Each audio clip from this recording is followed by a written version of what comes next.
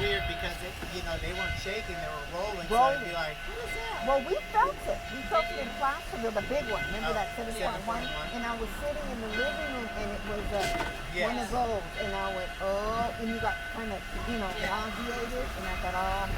Usually the house is shaking. Yeah, we get the yeah. And It was okay. Good afternoon, ladies and gentlemen. Welcome aboard the Virginia and Truckee Railroad. My name is Don. I'll be your conductor. We do have a few very simple safety rules. We are going to ask everyone follow. First, please do not move back and forth between the cars while the train is in motion. Please keep anything you hold near and dear inside the train. Children, husbands, wives, boyfriends, girlfriends, your vid cam, whatever it may be. Please do not stand on the benches or sit on the rails of the cars while the train is moving. As best possible, please remain seated while the train is in motion. One final thing, please turn off your cell phones. They do interfere with the navigational equipment on board the engine. Just put them in train mode. Train mode. The right-of-way we're traveling over today is from the original V&T or Virginia and Truckee Railroad.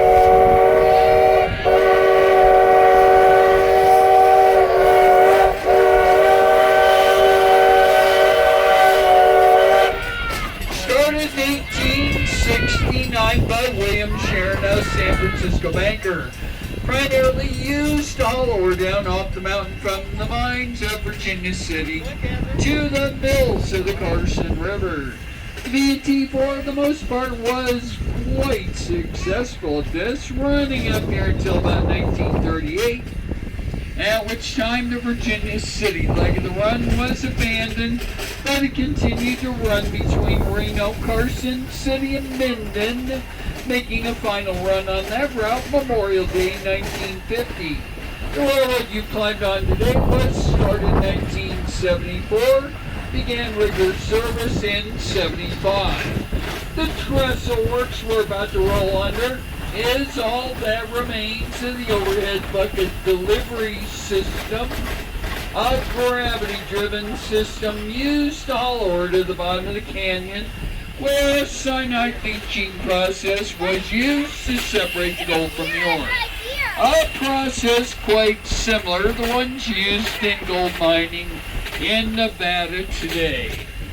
Nevada does lead North America in gold production. A little over 4 million ounces of gold came out of Nevada mines last year alone. Looking across the canyon now, the block and piling structure there on the hillside marks the combination shaft, getting its name from the fact that it was shared by 3 mining companies, the Savage, the Collar, and the Hale Norcross. 3,260 feet make it one of the deepest shafts on the Comstock. Going down 1,500 feet, you will run into or intersect with the Sutro Tunnel. A tunnel built by German immigrant Adolf Sutro.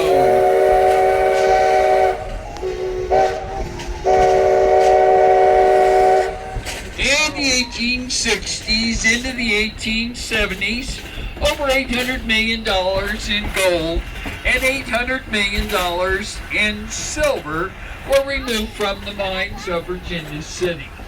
Those $800 million figures are based on 1860s dollars. We make the conversion to 2019 dollars. We're somewhere in the neighborhood of $22 trillion. To put that in perspective, that would almost pay off the national debt. That's a lot of money.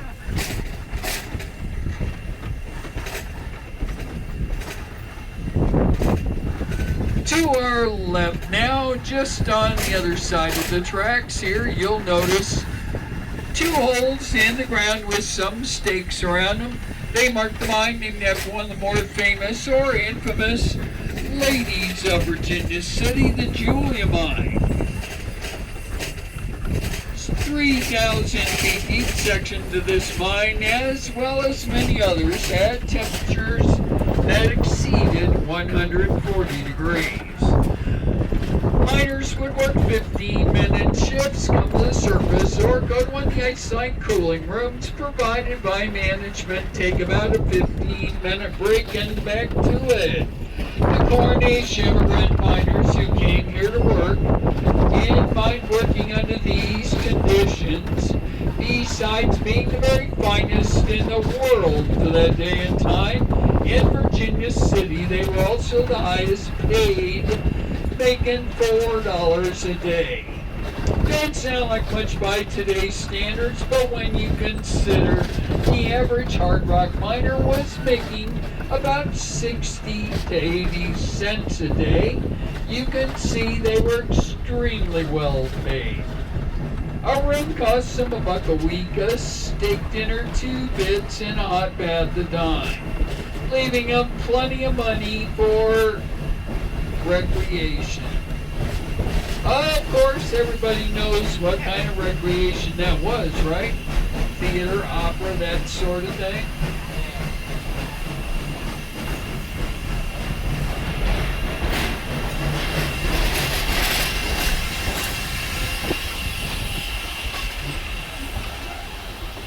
The Block Foundation in view here now marks the Ward Bullion Mine, 2,700 feet deep. The main shaft is that depression there at the far end. It was in operation about 4 years, and during that 4-year period, they did manage to produce not one single ounce of gold nor silver. Still did turn a very nice profit though, bringing ore to the surface for other mining operations.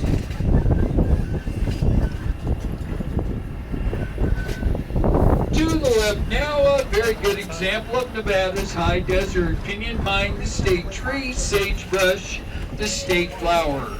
Coyotes, jackrabbits, cottontail rabbits, ground squirrel, mule deer, as well as an occasional mountain lion, roam the hills and canyons around Virginia City. There also are numerous herds of wild horses roaming the hills and canyons. On your trip back to Reno or Carson City, be sure and keep your eyes open on the hillsides. Quite often, herds of these horses can be seen grazing there as you pass by on the highway. You'll be able to spot them right off as being wild horses. They'll probably be drinking bad tequila and telling dirty jokes. Maybe even listening to a little Rolling Stones. And we all know what song you're probably listening to, right? Wild Horses, of course.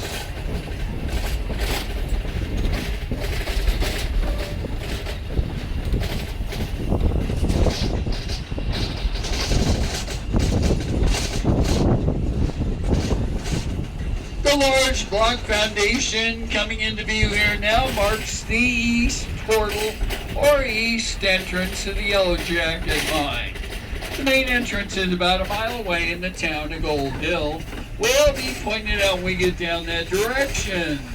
We're now approaching tunnel one of 2 remaining fully operational tunnels built by hard rock miners using picks, shovels, and wedges.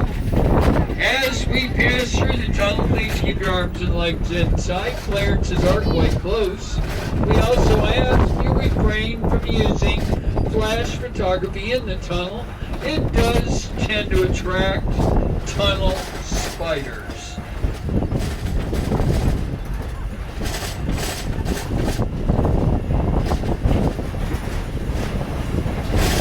The tunnel is about 470 feet long. Took about 6 months to build using primarily hand tools, very few explosives. The main reason for that was the primary explosive, nitroglycerin, was rather expensive and very unstable. Black powder was unreliable. Dynamite, 10 years away from being invented.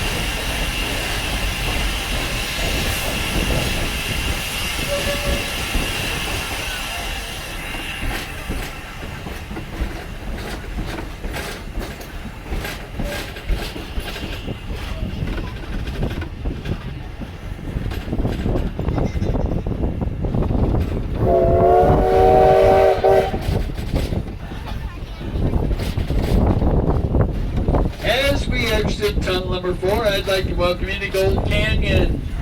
The original gold discovery site located at the mouth of the canyon. Miners headed for the gold fields of California in 1849 made a small gold discovery.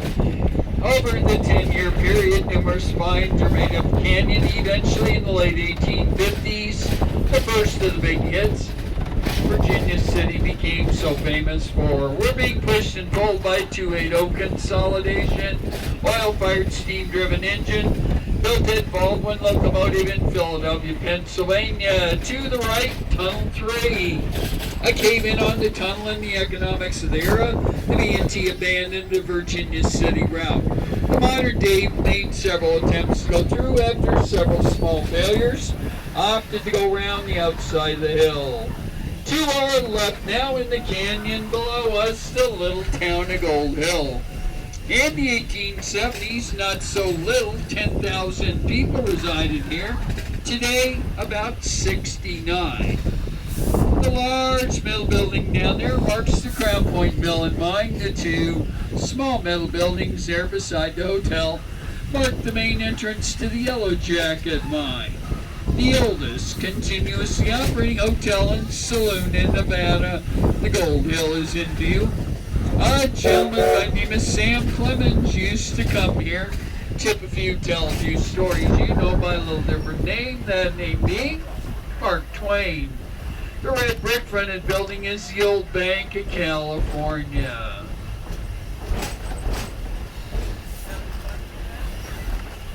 To the right and to the rear, the other entrance to Tunnel 3. As you can see, this end is in far better condition. As we come back up the hill, take a really close look at Tunnel 3. I'll bet if you look close enough, you just might see the light at the end of the tunnel.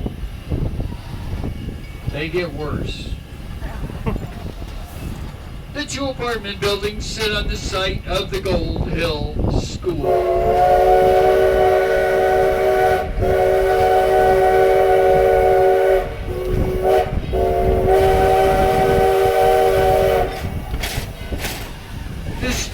With the bell in it is all that remains of the Liberty Engine Company.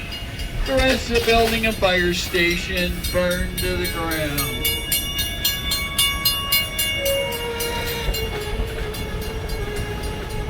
Welcome to the Gold Hill Depot. The depot you see located here is the original Gold Hill Depot. Built in the late 1860s, abandoned with the rest around in the 1930s. At that time, taken over by Story County for a $1 bill. There has been some refurbishing done on the facility. We'll be making a very short stop here in Gold Hill. If you'd like to change cars at that time, please feel free to do so. We do ask you remain on board the train. If you're so inclined as to want to go down and plow around old downtown Gold Hill, please feel free to do so. I feel obligated to remind you, though, that if you miss the next train at 4:15, you are on the Shoe Leather Express back to Virginia City. Last summer, the university was up here with a research project on Mark Twain. In the course of that research, they did discover Mark Twain had a son here in Virginia City. Look at that pink house. With a bit more research, they have now produced the name of that son. Choo-choo track Twain. When he prior to coming to Virginia City, at his brother's invitation, his brother was the territorial secretary and told him about some journalism jobs. He lived in Angels Camp prior to coming here, where he wrote about the jumping frogs of Calaveras County. He had a nephew there with him, Lionel